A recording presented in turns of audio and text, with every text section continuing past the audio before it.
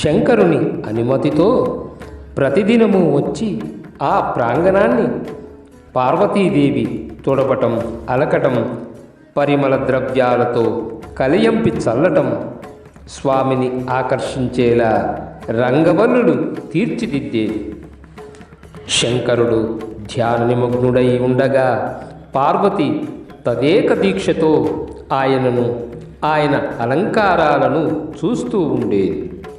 నిస్సంగుడు, తపోధనులకు తక్క అన్యులకు లభించనివాడు అయిన శంభుడు గత జన్మలోని సతీదేవియే ఈ ఉమ అని మనసులో ఎరిగినవాడైనా వెంటనే భార్యగా స్వీకరించడానికి ఇష్టపడలేదు. ఈ కాళీ ఎప్పుడైతే తీవ్రమైన తపస్సులో కృతకృత్యురాలవుతుందో అప్పుడు ఈమెలోని అహంకార బీజం నశిస్తుందని తలచి ఆమెను తపస్సు వైపుకు నడిపించాలనుకున్నాడు. తపశ్చర్యానంతరం మాత్రమే ఆమెను వివాహమాడాలని నిశ్చయించుకున్నాడు శంకరుడు. ఈలోగా తారకాసురుడిచే పీడితులైన దేవతలు వివాహానికి రుద్రుణ్ణి ప్రేరేపించేలా మన్మధుని దగ్గరికి వెళ్ళి ప్రాధేయపడతారు.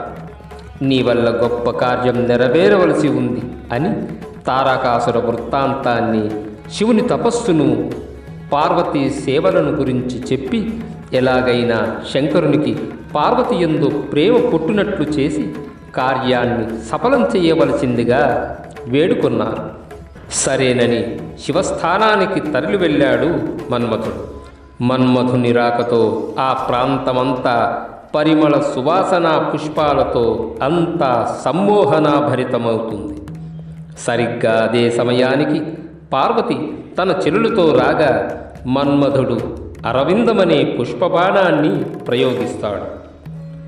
తపోనిష్టలో ఉన్న శంకరుడు కన్నులు తెరిచి తనకు ఎదురుగా ఉన్న పార్వతిని తదేక ధ్యాసతో చూస్తూ, అలానే చూస్తూ ఉండాలనే మోహ వికారాన్ని పొందేడు.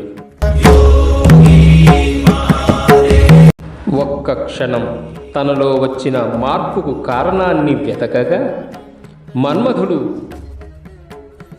సమ్మోహనాస్త్రాన్ని సంధించడానికి సిద్ధంగా ఉండగా కోపంతో కనుబొమ్మలు ముడిచాడు విరూపాక్షుడు.